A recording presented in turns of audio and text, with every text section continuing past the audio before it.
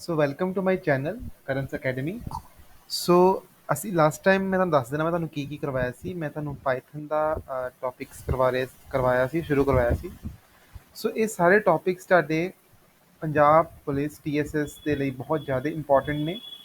ਇਹ ਸਿਰਫ data analytics ਦੇ ਲਈ ਇੰਪੋਰਟੈਂਟ ਨਹੀਂ ਨੇ। ਅਗਰ ਤੁਸੀਂ ਬਾਕੀ ਵੀ ਤੁਸੀਂ ਅਲੱਗ-ਅਲੱਗ ਗਰੁੱਪਸ ਵੇਖਦੇ ਹੋ ਨਾ, ਤਾਂ ਉਹਦੇ ਵਿੱਚ ਵੀ ਪਾਈਥਨ ਦਾ ਬਹੁਤ ਰੋਲ ਹੈਗਾ। ਸੋ ਪਾਈਥਨ ਇੱਕ ਇਹੋ ਜਿਹਾ ਕਾਮਨ ਸਬਜੈਕਟ ਹੈ ਜਿਹੜਾ ਤੁਹਾਡੇ ਸਾਰਿਆਂ ਦੇ ਲਈ ਯੂਜ਼ ਹੋਏਗਾ। ਠੀਕ ਹੈ, ਜ਼ਰੂਰੀ ਨਹੀਂ ਆ ਇਹ ਸਿਰਫ ਤੁਸੀਂ ਪੰਜਾਬ ਪੁਲਿਸ ਦੇ ਲਈ ਹੀ ਕਰਨਾ ਹੈ। ਤੁਸੀਂ ਕੋਈ ਵੀ ਇੰਟਰਵਿਊ ਦਿੰਦੇ ਹੋ ਕੰਪਨੀ ਦਾ, ਕਿਤੇ ਵੀ, ਹਰ ਜਗ੍ਹਾ 'ਤੇ ਯੂਜ਼ ਹੋਏਗਾ। ਤੁਹਾਡੇ ਕਾਲਜ ਦੇ ਵਿੱਚ ਵੀ ਯੂਜ਼ ਹੋ ਸਕਦਾ। ਠੀਕ ਹੈ, ਕਾਲਜ ਕਰਦੇ ਹਾਂ। ਠੀਕ ਹੈ, ਸੋ ਅੱਜ ਮੈਂ ਤੁਹਾਨੂੰ ਕਰਵਾਉਣੇ ਸੀ ਡੇਟਾ ਟਾਈਪਸ। ਤੁਹਾਨੂੰ ਮੈਂ ਲਾਸਟ ਵੀਡੀਓ 'ਚ ਵੇਰੀਏਬਲਸ ਵਗੈਰਾ ਕਰਵਾਤੇ ਸੀ। ਸੋ ਅੱਜ ਅਸੀਂ ਸ਼ੁਰੂਆਤ ਕਰਾਂਗੇ ਡੇਟਾ ਟਾਈਪਸ ਦੇ ਉੱਤੇ।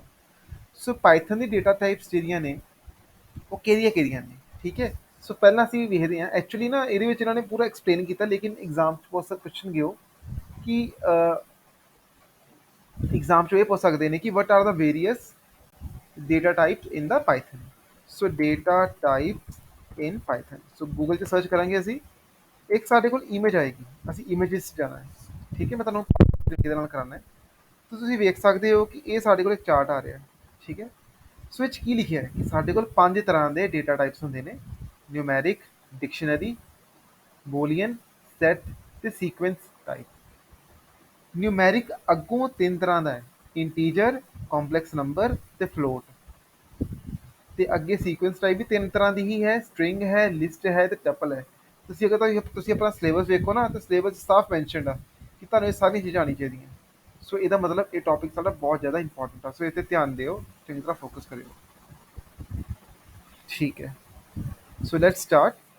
ਸੋ ਪਹਿਲਾਂ ਤੁਹਾਨੂੰ ਮੈਂ ਦੱਸ ਦਿੰਦਾ ਕਿ ਤੁਹਾਨੂੰ ਜਿਵੇਂ ਦੱਸਿਆ ਹੀ ਹੈ ਕਿ ਪਾਈਥਨ ਦੇ ਵਿੱਚ ਕੀ ਹੁੰਦਾ ਹੈ ਕਿ ਸਾਨੂੰ ਡਿਕਲੇਰੇਸ਼ਨ ਨਹੀਂ ਕਰਨੀ ਪੈਂਦੀ ਕਿ ਵੇਰੀਏਬਲ ਦੀ ਡਿਕਲੇਰੇਸ਼ਨ ਕੀ ਹੈ, ਕਿ ਇਹ ਇੰਟ ਹੈਗਾ ਕਿ ਕੀ ਹੈਗਾ। ਜੋ ਤੁਸੀਂ ਵੈਲਿਊ ਅਸਾਈਨ ਕਰੋਗੇ ਬਾਈ ਡਿਫਾਲਟ ਵੇਰੀਏਬਲ ਨੇ ਉਹ ਆਪਣੇ ਆਪ ਹੀ ਚੁੱਕ ਲੈਣਾ ਕਿ ਮੈਂ ਕੀ ਹੈ। ਸੋ ਅਗਰ ਤੁਸੀਂ x ਦੇ ਵਿੱਚ ਇਹ ਸਟ੍ਰਿੰਗ ਵੈਲਿਊ ਅਸਾਈਨ ਕਰਦੇ ਪਏ ਤਾਂ ਉਹ ਆਪਣੇ ਆਪ ਉਹਦੀ ਡੇਟਾ ਟਾਈਪ ਸਟ੍ਰਿੰਗ ਬਣ ਜਾਏਗੀ। Similarly 20 is for int, 20.5 is for float. C complex number ਵਿੱਚ ਅਸੀਂ ਸੇਵ ਕਰ ਸਕਦੇ ਹਾਂ, ਡੈਟ ਇਜ਼ 1 ਤੇ ਐਂਡ 'ਚ ਜੇ ਲੱਗਦਾ। ਇਹ ਰੂਲ ਕਰ ਲਓ ਕਿ ਜੇ ਹੀ ਲੱਗਣਾ, ਆਈ ਨਹੀਂ ਲੱਗਣਾ। ਇਹ 'ਚ ਜਿਵੇਂ ਕਈ ਲੋਕ ਸਮਝ ਲੈਂਦੇ ਨਾ ਆਈਓਟਾ ਵਗੈਰਾ, ਨਹੀਂ, 'ਚ ਜੇ ਲੱਗਣਾ ਹੈ। ਲਿਸਟ ਬਣਾਉਣ ਦਾ ਤਰੀਕਾ ਕੀ ਹੁੰਦਾ ਹੈ, ਅਸੀਂ ਇਹਨੂੰ ਸਕੇਅਰ ਬ੍ਰੈਕਟ ਦੇ ਵਿੱਚ ਲਿਖਣਾ ਹੈ। ਟੱਪਲ ਬਣਾਉਣ ਦਾ ਤਰੀਕਾ ਕੀ ਹੁੰਦਾ ਹੈ, ਬ੍ਰੈਕਟ 'ਚ ਲਿਖਣਾ ਹੈ। ਫਿਰ ਸੈਟ ਬਣਾਉਣ ਦਾ ਤਰੀਕਾ ਕੀ ਹੁੰਦਾ, ਕਰਲੀ ਬ੍ਰੇਸਿਸ ਦੇ ਵਿੱਚ ਲਿਖਣਾ ਹੈ। ਠੀਕ ਹੈ, ਇਹ ਤੁਹਾਨੂੰ ਪਤਾ ਹੋਣੀ ਇਹ ਚੀਜ਼ਾਂ, ਇੱਕ ਵਾਰੀ ਰਿਪੀਟ ਕਰ ਲਓ, ਵੀਡੀਓ ਨਹੀਂ ਸਮਝ ਆਉਂਦੀ ਤੇ। ਡਿਕਸ਼ਨਰੀ ਮਤਲਬ ਕੀ ਹੁੰਦਾ, ਕੀ ਤੇ ਵੈਲਿਊ, ਕੀ ਤੇ ਵੈਲਿਊ ਤੇ ਇਹਦੇ ਵਿੱਚ ਕਾਲਨ ਲੱਗਦਾ ਪਿਆ। ਠੀਕ ਹੈ, then we have the bool, that is a boolean, मतलब true ਜਾਂ false। ਬਾਕੀ ਸਾਡੇ ਕੰਮ ਦੀ ਨਹੀਂ ਗੀ। ਠੀਕ ਹੈ, ਸੋ ਇਹ ਤਾਂ ਸੀ ਕਿ ਅਸੀਂ ਇਸ ਤਰ੍ਹਾਂ ਵੀ ਅਸਾਈਨ ਕਰ ਸਕਦੇ ਹਾਂ। ਦੋ ਤਰੀਕੇ ਹੁੰਦੇ ਨੇ। ਦੂਸਰਾ ਤਰੀਕਾ ਹੁੰਦਾ ਕਿ ਅਸੀਂ ਉਹਨੂੰ ਕੰਸਟਰਕਟਰ ਨੂੰ ਯੂਜ਼ ਕਰਕੇ ਵੈਲਿਊ ਅਸਾਈਨ ਕਰਾਂਗੇ। So x is equal to str hello world. ਠੀਕ ਹੈ, ਇੱਕ ਸਟ੍ਰਿੰਗ ਦੇ ਕੰਸਟਰਕਟਰ ਦੇ ਵਿੱਚ ਮੈਂ ਵੈਲਿਊ ਪਾਸ ਕਰਤੀ, ਆਪਣੇ ਆਪ ਉਹਨੇ ਚੁੱਕ ਲੈਣਾ। Similarly so on. ਸੋ ਇਹ ਇੰਨਾ ਡਿਟੇਲ 'ਚ ਨਹੀਂ ਪੁੱਛਣਗੇ। ਠੀਕ ਹੈ, ਮੈਂ ਅਗੇਨ ਤੁਹਾਨੂੰ ਦੱਸਦਾ, ਤੁਹਾਨੂੰ ਮੈਂ ਇਹ ਦੱਸ ਦਿੰਦਾ ਕਿ ਲਿਸਟ ਕੀ ਹੈ, ਟਪਲ ਕੀ ਹੈ, ਸੈਟ ਕੀ ਹੈ, ਡਿਕਸ਼ਨਰੀ ਕੀ ਹੈ, ਜੋ ਕਿ ਸਭ ਤੋਂ ਜ਼ਿਆਦਾ ਇੰਪੋਰਟੈਂਟ ਨੇ। ਬਾਕੀ ਤੁਹਾਨੂੰ ਪਤਾ ਹੀ ਹੈ ਨੰਬਰ ਕੀ ਹੁੰਦਾ ਹੈ, ਸਟ੍ਰਿੰਗ ਕੀ ਹੁੰਦਾ ਹੈ ਨਾ। ਸੋ ਲਿਸਟ ਦੇ ਉੱਤੇ ਆਉਂਦੇ ਆ ਜੋ ਤੁਹਾਡੇ ਲਈ ਇੰਪੋਰਟੈਂਟ ਆ। ਸੋ ਲਿਸਟ ਵਿੱਚ ਸਿੰਪਲ ਤੁਹਾਨੂੰ ਮੈਂ ਆਲਰੇਡੀ ਦੱਸਿਆ ਕਿ ਲਿਸਟ ਜਦੋਂ ਬਣਾਈ ਦੀ ਆ ਉਹ ਹਮੇਸ਼ਾ ਸਕੇਅਰ ਬ੍ਰੈਕਟ ਦੇ ਵਿੱਚ ਹੁੰਦੀ ਆ। List is like array, you can simply assume it is array, ਹੈ ਨਾ। ਤੇ ਇਹ 'ਚ ਮਲਟੀਪਲ ਵੈਲਿਊਜ਼ ਅਸੀਂ ਸੇਵ ਕਰ ਸਕਦੇ ਹਾਂ। ਠੀਕ ਹੈ, ਐਂਡ ਕੋਈ ਜੇ ਤੁਹਾਨੂੰ ਪੁੱਛੇ, ਕਿਉਂਕਿ ਐਗਜ਼ਾਮ 'ਚ ਪੱਕਾ ਹੀ ਆਉਣਾ ਹੈ ਕਿ ਲਿਸਟ ਦਾ ਕੀ ਪ੍ਰੋਪਰਟੀਜ਼ ਨੇ।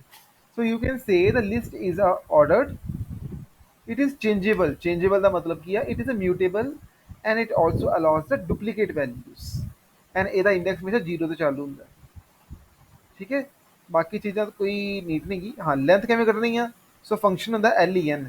ਸੋ LEN ਫੰਕਸ਼ਨ ਦੇ ਲੈਂਥ ਦੇ ਨਾਲ ਤੁਸੀਂ ਉਹਦੇ ਵਿੱਚ ਲਿਸਟ ਦਾ ਨਾਮ ਪਾਸ ਕਰ ਦਿਓ, ਤੁਹਾਨੂੰ ਲੈਂਥ ਮਿਲ ਜਾਏਗੀ।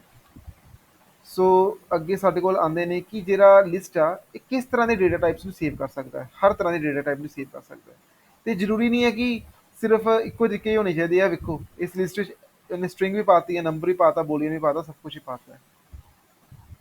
ਤੇ ਜੇ ਟਾਈਪ ਤੁਸੀਂ ਵੇਖੋਗੇ ਦੀ ਤਾਂ ਤੁਹਾਨੂੰ ਕੀ ਮਿਲੇਗੀ, ਲਿਸਟ। ਠੀਕ ਹੈ, ਅੱਗੇ ਲਿਸਟ ਦਾ ਕੰਸਟਰਕਟਰ ਜੋ ਤੁਹਾਨੂੰ ਮੈਂ ਆਲਰੇਡੀ ਦੱਸਿਆ ਹੈ। ਜ਼ਰੂਰੀ ਨਹੀਂ ਕਿ ਤੁਸੀਂ ਸਕੇਅਰ ਬ੍ਰੈਕਟ ਦੇ ਨਾਲ ਹੀ ਬਣਾਉਣੀ ਹੈ। ਤੁਸੀਂ ਲਿਸਟ ਦਾ ਇੱਕ ਤੁਹਾਡੇ ਕੋਲ ਫੰਕਸ਼ਨ ਕੰਸਟਰਕਟਰ ਹੁੰਦਾ, ਤੁਸੀਂ ਉਹਦੇ ਵਿੱਚ ਵੈਲਿਊ ਪਾਸ ਕਰ ਦਿਓ ਤੇ ਤੁਹਾਡਾ ਆਪਣੇ ਆਪ ਹੀ ਚੱਲ ਜਾਏਗਾ। ਨੋਟ ਇਹ ਕਰਨਾ ਹੈ ਕਿ ਇਹ 'ਚ ਡਬਲ ਰਾਊਂਡਡ ਬ੍ਰੈਕਟਸ ਯੂਜ਼ ਹੋਣੀਆਂ ਨੇ। ਇਹ ਨਹੀਂ ਹੈ ਕਿ ਲਿਸਟ ਬ੍ਰੈਕਟ ਦੇ ਅੰਦਰ ਤੁਸੀਂ ਕੋਮਾ ਪਾ ਕੇ ਲਿਖ ਦਿਓ, ਨਹੀਂ।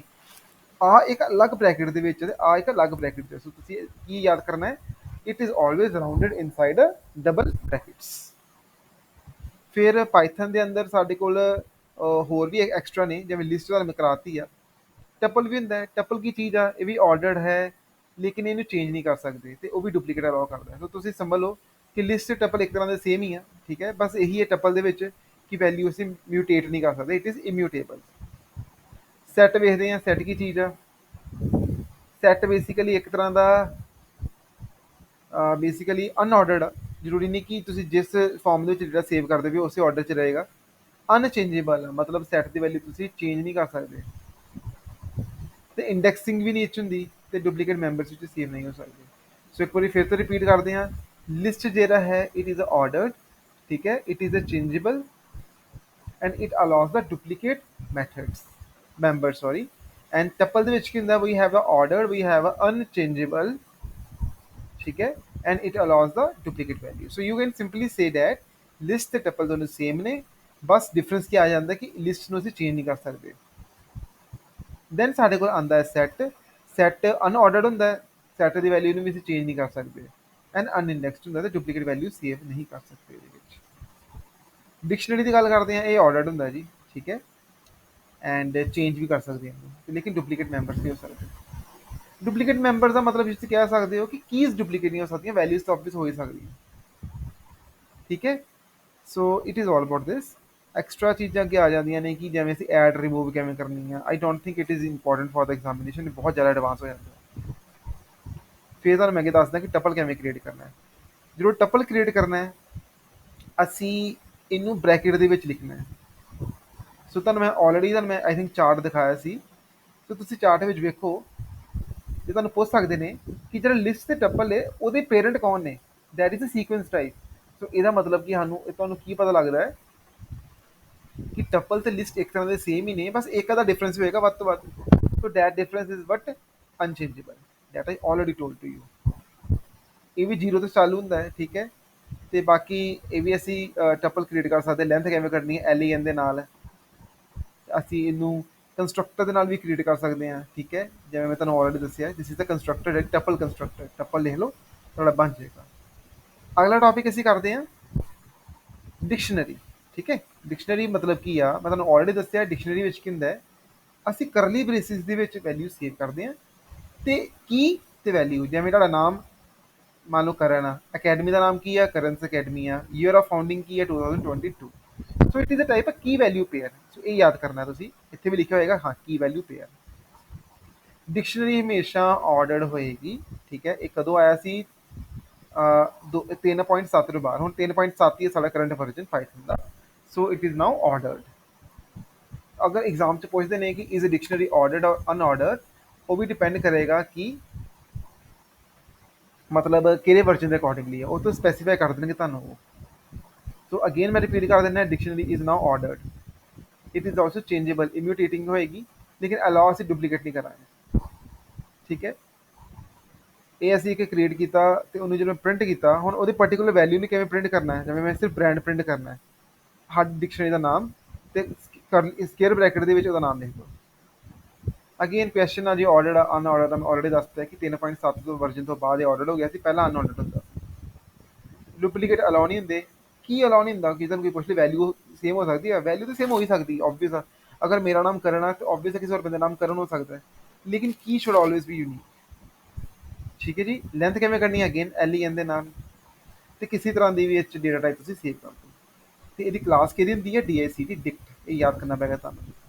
So that's all about the data types ਜੋ ਕਿ ਤੁਹਾਡੇ ਸਿਲੇਬਸ ਦੇ ਵਿੱਚ ਹੈਗੇ ਨੇ, ਠੀਕ ਹੈ। ਮੈਂ ਤੁਹਾਨੂੰ ਅਕੋਰਡਿੰਗ ਟੂ ਸਿਲੇਬਸ ਹੀ ਕਰਾ ਰਿਹਾ, ਐਕਸਟਰਾ ਕੁਛ ਨਹੀਂ ਕਰਾ ਰਿਹਾ। ਹਾਂਜੀ, ਇੱਕ ਚੀਜ਼ ਹੋਰ ਦੱਸ ਦਿੰਦਾ ਕਿ ਇਹਦੇ ਵਿੱਚ ਕਰੈਕਟਰ ਟਾਈਪ ਦੀ ਕੋਈ ਡੇਟਾ ਟਾਈਪ ਨਹੀਂ ਹੁੰਦੀ। ਸਟ੍ਰਿੰਗ ਨੂੰ ਹੀ ਮੰਨਿਆ ਜਾਂਦਾ ਹੈ, ਸਿੰਪਲ ਇੱਕ ਵੈਲਿਊ ਪਾ ਦਿਓ ਤੇ ਉਹਨੂੰ ਸਟ੍ਰਿੰਗ ਮੰਨਿਆ ਜਾਂਦਾ, ਉਹਨੂੰ ਕਰੈਕਟਰ ਮੰਨਿਆ ਜਾਂਦਾ। ਇੰਟੀਜਰ ਦਾ ਦੱਸ ਦਿੰਦਾ, ਇੰਟੀਜਰ ਜਿਹੜੀ ਹੈ ਪੋਜ਼ੀਟਿਵ ਨੈਗੇਟਿਵ ਦੋਨੋਂ ਹੁੰਦੇ ਨੇ ਤੇ ਇੱਕ ਹੋਲ ਨੰਬਰ ਹੁੰਦਾ ਹੈ, ਤੇ ਫਲੋਟ ਜਿਹੜਾ ਹੁੰਦਾ ਵਾ ਇਹ ਇੱਕ ਰੀਅਲ ਨੰਬਰ ਹੁੰਦਾ ਹੈ, ਠੀਕ ਹੈ। ਤੇ ਕੰਪਲੈਕਸ ਦਾ ਤੁਹਾਨੂੰ ਮੈਂ ਦੱਸਤਾ ਐਂਡ ਵਿੱਚ ਜੇ ਲੱਗਦਾ ਹੈ। So this is all about the Python data types. So I hope ਤੁਹਾਨੂੰ ਪਸੰਦ ਆਇਆ ਹੋਏਗਾ। ਅਗਰ ਕੁਛ ਗਲਤੀ ਹੋਈ ਹੋਈ ਮੈਨੂੰ ਮਾਫ ਕਰ ਦੇਣਾ, ਠੀਕ ਹੈ। ਅਗਲੀ ਵੀਡੀਓਜ਼ 'ਚ ਮੈਂ ਹੋਰ ਉਹਨੂੰ ਇੰਪਰੂਵ ਕਰਨ ਦੀ ਕੋਸ਼ਿਸ਼ ਕਰੂੰਗਾ। So please keep sharing, keep liking, keep commenting and ਆਪਣੇ ਫਰੈਂਡਸ ਨਾਲ ਸ਼ੇਅਰ ਕਰੋ। ਅਗੇਨ ਇੱਕ ਚੀਜ਼ ਦੱਸ ਦਿੰਦਾ ਕਿ ਤੁਹਾਨੂੰ ਵੀ ਪਤਾ ਕਿ seats are very less, seats ਬਹੁਤ ਘੱਟ ਨੇ ਸਾਡੇ ਐਗਜ਼ਾਮੀਨੇਸ਼ਨ ਦੇ ਵਿੱਚ, ਸੋ ਆਬਵੀਅਸ ਤਾਂ ਸਾਰੇ ਬੱਚੇ ਤਾਂ ਹੋ ਨਹੀਂ ਸਕਦੇ। ਸੋ ਅਸੀਂ ਕੀ ਕਰਾਂਗੇ, ਬੇਸ਼ੱਕ ਕੋਈ ਗੱਲ ਨਹੀਂ ਅਗਰ ਨਹੀਂ ਹੁੰਦੇ ਇਸ ਵਾਰੀ, ਬਾਕੀ ਮੈਂ ਤਾਂ ਚਾਹੂੰਗਾ ਕਿ ਹੋਏ ਸਾਰਿਆਂ ਦਾ। ਜੋ ਮੈਂ ਇਹਨੂੰ ਕੰਟੀਨਿਊ ਰੱਖੂੰਗਾ ਆਪਣੀ ਸੀਰੀਜ਼ ਨੂੰ, ਠੀਕ ਹੈ। ਸੋ ਦੈਟ ਅਗਲੀ ਵਾਰੀ ਜਦੋਂ ਵੀ ਪੇਪਰ ਆਏਗਾ ਤੁਸੀਂ ਇਹਨੂੰ ਸਿੰਪਲ ਵੇਖ ਲਿਓ ਤੇ ਤੁਹਾਡਾ ਕਲੀਅਰ ਹੋ ਜਾਏਗਾ, ਠੀਕ ਹੈ। ਸੋ ਮੈਂ ਤਾਂ ਇਹੀ ਕਰ ਸਕਦਾ ਜੋ ਮੈਂ ਬੈਸਟ ਦਊਂਗਾ ਤੁਹਾਨੂੰ, ਠੀਕ ਹੈ। So I hope you like all my content, ਠੀਕ ਹੈ। ਸੋ ਤੁਸੀਂ ਸ਼ੇਅਰ ਕਰ ਦਿਓ, ਇਹਨੂੰ ਕਮੈਂਟ ਕਰ ਦਿਓ, ਸਬਸਕ੍ਰਾਈਬ ਕਰ ਦਿਓ। So thank you and have a good day.